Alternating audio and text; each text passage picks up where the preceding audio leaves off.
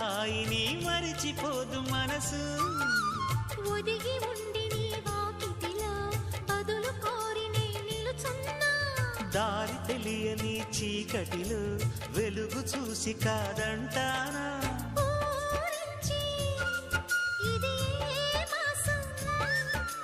ప్రేమించే ప్రతి గుండెను అందెల సందడి చేసే హేమంతం ఇది.